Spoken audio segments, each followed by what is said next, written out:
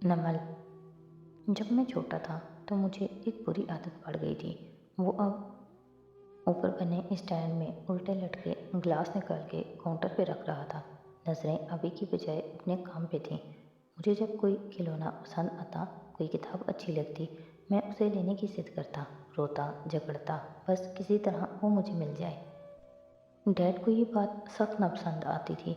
कुछ अरसा उन्होंने बर्दाश्त किया। फिर एक दिन उन्होंने मुझसे मेरी सारी जमा की हुई कॉइन कलेक्शन ले ली। अब वो गर्दन झुकाए जग में गिलासों में रस उंडेल रहा था और उन्होंने कहा कि महबूब शय को छीन लेने या चुराने से चीज़ तो मिल जाएगी, मगर मोहब्बत ख़त्म हो जाएगी। जिनसे मोहब्बत होती है उनको मजबूर नहीं किया जाता, उनको अर्न किया जाता है। उन्होंने वो एल्बम कहीं छुपा दिया था। मुझे चंद पहेलियाँ बताई, याद नहीं क्या थी, मगर मैंने फिर उसको खुद ढूंढा। शायद किसी दोस्त को दे आए थे। मैंने उस आदमी को कन्विंस किया कि वो मुझे वो एल्बम दे दे, शाइस्तगी से, नरमी से, दलील से, और वो मुझे मिल गई। शेरों में डैड कभी ये आदत नहीं डाल सके, मुझसे कभी निकाल नहीं सके। अब मुझे फ़तह को मेहनत करके हासिल करना अच्छा लगता है रेड। यही वजह है कि चाहो तो सदी यूसुफ के सारे ख़ानदान को एक बम ब्लास्ट में ख़त्म कर दूँ, मगर नहीं, मुझे अपने भाई और अपने ख़ानदान के हक़ में फ़ैसला हासिल नहीं करना, बल्कि जीत के आना है। अबदार के चेहरे के कई रंग बदले। बाली को मसलते हाथ में तेज़ी आ गई। वो सोचती नज़रों से उसे देख रही थी। मेरे और तुम्हारे रास्ते अलग हैं। अभी नहीं। उसने एक गिलास आपी के सामने रखा और दूसरा अपने सामने। फिर बैठा नहीं, हथेलियाँ काउंटर पे रखे वो उसे नरम से ज़ख्मीपन से देखे गया। अभी तुम्हारे पास चंद दिन हैं, इसके बाद तुम जो भी फैसला करोगी मुझे कबूल होगा। तुमने जो इस रोज़ मुझे टेक्स्ट भेजे थे उसका क्या मतलब था? उसने जी कड़ा के पूछा। हाशिम उसी तरह उसकी आंखों में झांक के गया। मतलब तो साफ जाहिर था। मैंने तुम्हारी और फारिस की एक तस्वीर दिखा के पूछा था कि क्या ये सच है। तुमने जवाब नहीं दिया, तो मैंने वो तस्वीरें भेजकर ये बताया था कि वो अपनी औरतों की हिफाजत नहीं कर सकता। वो दो तस्वीरें जरताशा और जुमर की थीं। जुमर की क्यों? वो पूछ रही थी। पर्स में रखे उसके फ़ोन की इस चैट में से उसने क्या ये सच है वाला पैगाम और जरताशा और जुमर की तस्वीर मिटा दी थी। सिर्फ वो अपनी औरतों की हिफाजत नहीं कर सकता वाला पैगाम और अपनी और फारिस की तस्वीर रहने दी थी। इसी तरह उसने वो चैट फारिस को दिखाई थी। तुम जल्द जान जाओगी। मैंने कहा ना, मुझे ऐसे खेल पसंद है। क्या तुमने फारिस को बताया? ग्लास लबों से लगाते हुए उसने मुस्कुरा के पूछा। यही कि तुमने जुमर को धमकी दी है? हाँ, बताया था। वो बेनियाजी से कहकर अपने ग्लास से खून भरने लगी। दिल ज़ोर से धड़का। गुड, हाशिम मुस्कुराया। ज़ख़म ज़ख़म मुस्कुराहट। वो मशहूर हो चुके हैं, तुम उनमें से किसी को नुकसान नहीं पहुंचा सकते हाशिम। वो उसी बेनियाजी से बोली थी। मैं हमेशा से अनप्रिडिक्टेबल रहा हूँ। उसने शाने उचकाए और गिलास उठा लिया। मुझे क्यों बुलाया है? उसने फिर पूछा। ये बताने के लिए कि मैं तुम्हें हासिल नहीं करना चाहता, जीतना चाहता हूँ, उसकी असलियत दिखाना चाहता हूँ। और हथेलियाँ काउंटर पे रखे उसकी तरफ झुका और उसकी आंखों में झांका। और तुम्हारी असलियत से भी वाकिफ़ हूँ। आबदार की रंगत सफ़ेद पड़ने लगी। हाशिम पे जमी नज़रें साकित हो गईं। तुमने मेरे मुकाबले में फारिस का साथ दिया, सादी को जहरीली सरिंज दी, उसकी फ़रार में मदद की, फारिस को अपने साथ लेकर गई। तुमने हर कदम पे मुझसे झूठ बोला और मैं हर कदम पे तुम पे एतबार करता रहा। आबदार की गर्दन में धूप निकलने से गिल्टी उभर के मासूम होती दिखाई दी। क्यों किया तुमने ये अभी? वो दुख से पूछ रहा था। उसको मुझसे ऊपर क्यों रख दिया? मैं सिर्फ एडवेंचर चाह रही थी। वो ज़रा सा हल्कलाई। तो फिर अब मेरा एडवेंचर भी देखना। मुझे नुकसान दोगे क्या? तुम्हें? कभी नहीं, मगर उसे कहना कि वो अपने ख़ानदान की औरतों की हिफाजत नहीं कर सकता। चबा चबा के एक एक लफ्ज़ अदा किया, फिर सीधा हुआ, काउंटर के पीछे से निकला, कोट उठाया और बाहर चला गया। उसका गिलास अनछुआ भरा हुआ मेज़ पे रखा रह गया। आबदार अभी तक ठंडे गिलास को पकड़े हुए बैठी थी। मशरूब की ठंडक ने उसकी हड्डियों को अंदर तक जमा दिया था।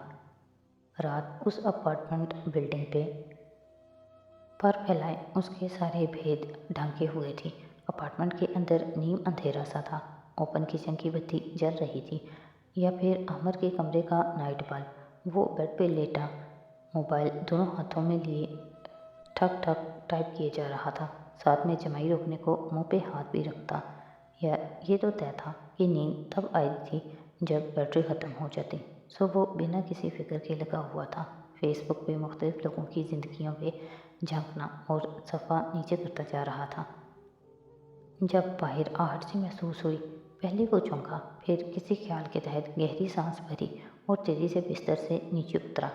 شریف لوگوں میں کوئی تمیز ہوتی ہے فارس غازی، چاہے آپ کا بیسٹ فرینڈ بھی ہو تو اس کے گھر یوں بنا پوچھے نہیں داخل ہو جاتے۔ سلیپر پہنتے ہوئے وہ زور سے چلایا تھا، پھر دروازہ کھولا اور باہر نکلا۔ میرے گھر کے باہر لگی گھنٹی شکل دیکھنے کے لیے نہیں ہے، اس پہ انگلی رکھ کے اسے بجایا جاتا ہے غازی، آخر کب سیکھیں گے آپ؟ کیا تیسری دفعہ جیل جانے کے بعد؟ غصے سے بولتا وہ لاؤنج میں آیا اور بتی جلائی۔ لاؤنج سنسان پڑا تھا، کچن کی بتی ہنوز جل رہی تھی، مرکزی دروازہ آدھ کھلا تھا۔ احمر قدرے چونک کرنا سا آگے آیا، احتیاط سے دروازہ پورا کھولا۔ باہر لابی خالی تھی، سنسان، ویران۔ اسے نئے سرے سے غصہ آیا۔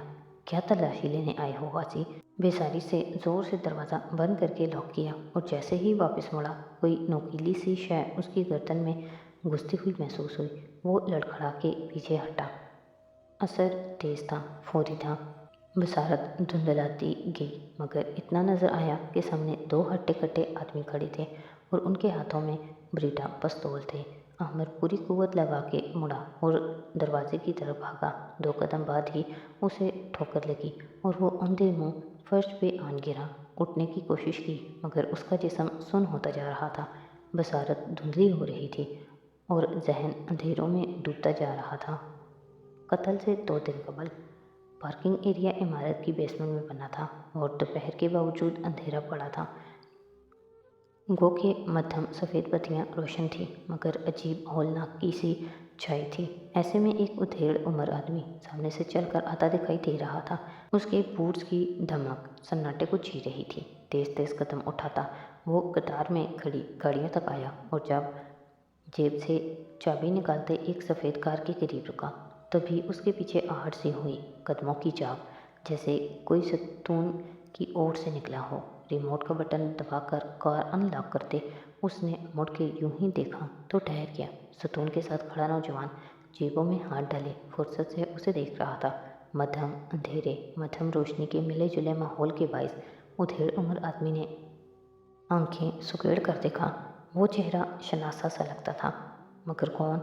جب میں ٹین ایج میں تھا تو میں نے ایک ریسرچ پڑھی تھی، اس کے مطابق بچہ اپنی پیدائش سے لے کر پہلے 6 ماہ تک بلیک اینڈ وائٹ دیکھتا ہے، اسے رنگ نظر نہیں آتے۔ بائی دا وے، میں صدی یوسف ہوں اور آپ ایئرپورٹ سیکیورٹی میں موجود وہ آپریٹر ہیں جن کو کل صبح عدالت سمن جاری کرے گی۔ تو میں کہہ رہا تھا کہ قصہ سناتے رک کے سینے پہ بازو رکھے اس نے اپنا تعارف کروایا اور پھر بات جاری رکھی۔ چند سائنسدانوں کی ایک تحقیق کے مطابق انسان پہلے 6 ماہ تک بلیک اینڈ وائٹ دیکھتا ہے، لیکن اگر آپ مجھ سے پوچھیں تو ہم ایک عمر تک بلیک اینڈ وائٹ ہی دیکھتے رہتے ہیں۔ بچپن میں اور پھر ٹین ایج میں ہر انسان بلیک اینڈ وائٹ دیکھتا ہے۔ گڈ گائز اور بیڈ گائز، نیک لوگ، گناہ گار لوگ۔ ہم اگر کسی ایکٹر، اسکالر یا سیاستدان سے محبت کرنے لگیں تو اس کو ایسا سفید مجسمہ بنا دیتے ہیں کہ اس میں خامی نظر نہیں آتی، اور جب خامی دیکھ لیں تو اسے دیکھنا بھی چھوڑ دیتے ہیں۔ لیکن مسعود صاحب، جب ہم میں سے اکثر لوگ میری عمر کو پہنچتے ہیں تو جان پاتے ہیں کہ یہاں نہ کوئی سفید ہے نہ سیاہ، سب سرمئی ہیں۔ کوئی گہرا سرمئی، کوئی ہلکا سرمئی، کوئی نیلائی سرمئی، کوئی کم گندھلا، مگر بے داغ کوئی نہیں ہے۔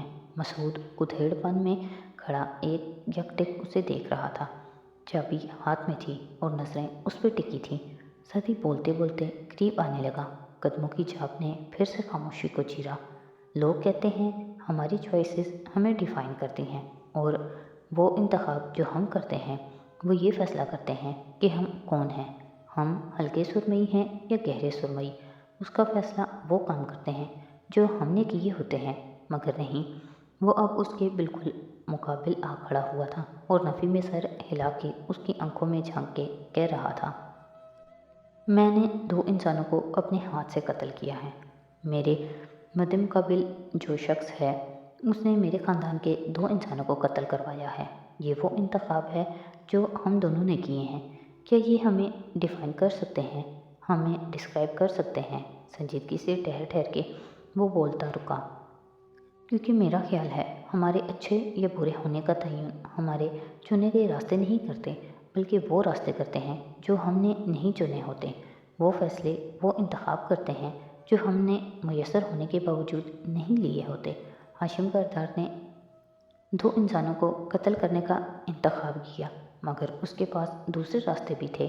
نیب میں کیس لڑتا اور خود کو بری کروا لیتا، یا پھر اگر فیصلہ اپنے خلاف آتا تو پلے بارگین کر لیتا، پیسے واپس کرتا اور رہائی مل جاتی، یا پھر وارث قاضی پہ چند الزامات لگوا کے اس کو جاب سے نکلوا دیتا، یا پھر دہشت گردوں کے خلاف وعدہ معاف گواہ بن جاتا اور اس کو فوج خود پروٹیکشن دیتی۔ یہ وہ راستے تھے جو اس نے نہیں چنے، اس نے قتل کا راستہ چنا۔ مگر جب میں نے 2 قتل کیے تو میرے پاس دوسرا راستہ یہی تھا کہ خود کو مرنے دوں۔ میں نے اپنی جان بچائی، سروائیول کو چنا، ان دونوں آدمیوں کو قتل کر دینے کو چنا، بنسبت ہلاکت کے دوسرے راستے کے۔ آپ مجھے اور ہاشم کو ایک ہی ترازو میں نہیں تول سکتے، کیونکہ اس کے پاس آپشنز تھے، میرے پاس نہیں تھے، اسی لیے میں یہاں آپ کو کچھ کہنے آیا ہوں۔ آدمی نے شانے اچکائے، جیسے ناسمجھی سے پوچھا ہو کہ کیا اس کی چابی ابھی تک ہاتھ میں تھی، اور ہاتھ بیچ ہوا کے رکا ہوا تھا۔ عین ممکن ہے کہ اگلی پیشی پہ آپ کو پیش ہونا ہو۔ درمیان میں جتنے دن آئیں گے ان میں ہاشم کردار آپ کو اپروچ کر کے آپ کو خریدنا چاہے گا، وہ آپ کو بہت سے راستے دکھائے گا، چناؤ کے لیے بہت سے انتخاب۔ میں آپ سے صرف اتنا کہنا چاہوں گا کہ آپ جو بھی فیصلہ کریں گے اور جو فیصلہ آپ نہیں کریں گے، وہ ساری زندگی کے لیے آپ کے کردار کا تعین کرے گا۔ آپ کیسے انسان بننا چاہتے ہیں، آپ کیسے مسلمان رہنا چاہتے ہیں، اور آپ کیسے پاکستانی بن کر دکھانا چاہتے ہیں، سب کا فیصلہ آپ کا وہ انتخاب کرے گا جو آپ نہیں لے سکیں گے۔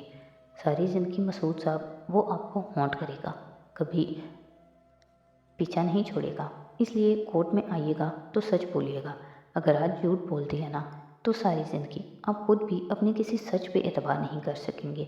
جھوٹے لوگوں کی ایک بہت بڑی سزا یہ ہوتی ہے کہ ان کو اپنی باتوں اور دعووں پہ خود بھی یقین نہیں آتا، کہہ کر بھول جاتے ہیں اور بھول کے کہہ جاتے ہیں۔ پھر وہ خاموش ہوا اور اس کی آنکھوں میں دیکھتے ہوئے الٹے قدموں پیچھے ہٹنے لگا۔ اس آدمی نے سر جھٹکا اور اپنی کار کی طرف مڑ گیا۔ دروازے کے ہینڈل سے باہر کھینچے اس نے پھر سے مڑ کے دیکھا۔ پارکنگ ایریا سنسان پڑا تھا، ستون نیم اندھیر نظر آ رہے تھے، اب وہاں کوئی نہیں تھا۔ کچہری کی راہداری میں وہی دانتے کی جہنم جیسا رش، شور اور افراتفری کا عالم تھا۔ ایسے میں کمرہ عدالت کے دروازے کے باہر کھڑا ساتھی شہزاد کو سمجھانے کے لیے قدرے اونچی آواز میں بول رہا تھا، مجھے بہت خوشی ہے کہ تم نے اپنی امی کو سپورٹ کیا ہے اور وہ گواہی دے رہی ہیں۔ انداز میں تشکر تھا۔ بیساکھی تھامے کھڑا لڑکا سر کو بار بار ہلاتے ہوئے کہنے لگا، صحیح صحیح، اب اندر چلتے ہیں۔ سادی نے اس کو اشارہ کیا اور پھر یکے بعد دیگرے وہ دونوں آہستہ سے کمرے میں داخل ہوئے۔ وہاں کسی کلاس روم کی طرح کی خاموشی چھائی تھی۔ جج صاحب خاموشی سے کٹہرے میں کھڑی خاتون کو دیکھ رہے تھے جس نے سر پہ دوپٹہ اوڑھ رکھا تھا، اور وہ سامنے کھڑی زمر کے سوال کا جواب دے رہی تھی۔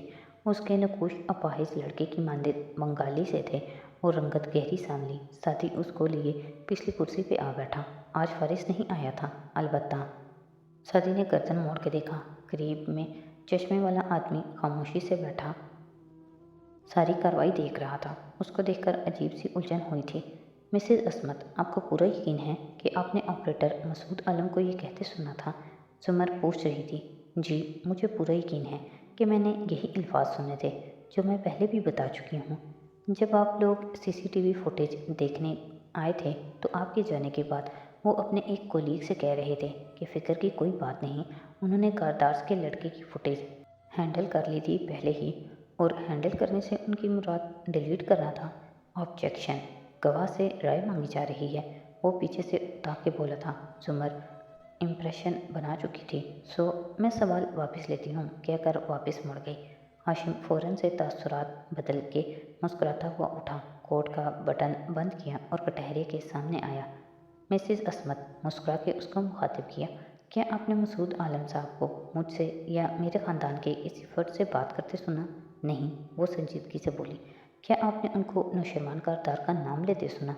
नहीं, मगर उन्होंने कारदार का लड़का कहा था। और हाशिम ने जेब से 1000 रुपये का नोट निकाला और उसके सामने किया। उस पर गवर्नमेंट स्टेट बैंक शाहिद कारदार के ज़ात मौजूद थे। क्या आपको कभी ये ख्याल आया कि हम इस मुल्क के वाहिद कारदार नहीं हैं? मुझे मालूम है, लेकिन उन्होंने ये बात उनके जुमर की तरफ इशारा किया जाने के बाद की थी, और इस बात को कितना अरसा गुजर चुका है। नोट वापस जेब में रखते हुए बोला, 3 माह शायद। और इन 3 माह में आपने कभी मसूद साहब की शिकायत ऊपर की? मैंने की थी, लेकिन कोई कार्रवाई नहीं की गई। ऑफ कोर्स आपने की थी। वो मुड़ा और अपनी मेज़ से चंद कागज़ उठाए, और जब वापस असमत बीबी की तरफ घूमा तो लबों पे मुस्कुराहट थी।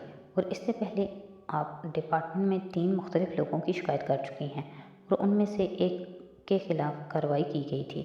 नाम याद है आपको उनका? Objection your honour. मिसेज असमत के रिकॉर्ड का गवाही से क्या ताल्लुक़ है? Over ruled. जवाब दीजिए। जैसा आपने गोया नाक से मक्खी उड़ाई। तारिक महमूद। असमत की आवाज़ पस्त थी। जी बिल्कुल, तारिक महमूद साहब, जिनके खिलाफ आपने हरासमेंट एट वर्क प्लेस की शिकायत की थी और उनको मुअत्तल कर दिया गया था। और ओह वाह, और उनकी सीट का चार्ज आप संभालती हैं ना आजकल? Objection your honour. जुमर बेजारी से खड़ी हुई। कारदार साहब गवाह की किरदार कुशी कर रहे हैं। Over ruled Mrs Umar. अदालत को उनका जवाब सुनने दीजिए। जी बोलिए। जैसा आपने खुश्क लहजे में खातून गवाह को इशारा किया। जी, उनका चार्ज मैं संभालती हूँ, मगर उन्होंने वाकई हरासमेंट की थी, और दूसरे कोलीग्स भी गवाह हैं। मगर हाशिम उसके साथ ही जज साहब की तरफ रुख करके कहने लगा, योर ऑनर, ये सिर्फ एक हैरासी सुनी सुनाई बात है। एक ऐसी खातून जिनका काम ही दूसरे कोलीग्स की टांग खींचना है, उनके बयान पे अदालत airport security control room operator को समन नहीं कर सकती। खातून उनकी जगह लेने के लिए झूठ बोल रही है। योर ऑनर, अगर ये हैरेसी है तो इसको साबित करने के लिए हमें उस ऑफिसर को कोर्ट में पेश करना पड़ेगा, वरना कारदार साहब का ये इल्ज़ाम हम कैसे रद्द करेंगे? बस बस। उन दोनों के एक साथ बोल उठने के बायस जज साहब ने हाथ उठा के दोनों को खामोश रहने का कहा। फिर हाशिम को देखा। बात तो उनकी सुननी पड़ेगी। अगर उन्होंने फुटेज के साथ टेम्परिंग नहीं की तो उनको कोर्ट में आकर अपनी सफाई देनी पड़ेगी। इसलिए अगली पेशी पे वो अब हुक्म जारी कर रहे थे। टहरे में खड़ी औरत मकमूम नजर आती थी, और उसका अपाहिज बेटा हैरान और परेशान सा सादी को देख रहा था। मेरी मम्मी झूठ नहीं बोलती कभी। वो कभी जॉब लेने के लिए तो ऐसा नहीं कर रही, सबको पता है। साथी ने उदासी से उसके घुटने पे हाथ रख के तसल्ली दी। मगर ये ज्यादती है। ये इंसाफ की अदालत नहीं है मेरे दोस्त, ये कानून की अदालतें हैं। सर झटक के वो करीब बैठे चश्मे वाले आदमी को देखे गया, जो उसे ही देख रहा था, मगर फ़ौरन से रुख फेर गया और सर झुका के अपनी नोटबुक में कुछ लिखने लगा। साथी ने घड़ी देखी और सोचा कि अगर फारिस यहाँ होता तो क्या कहता, मगर वो था कहाँ।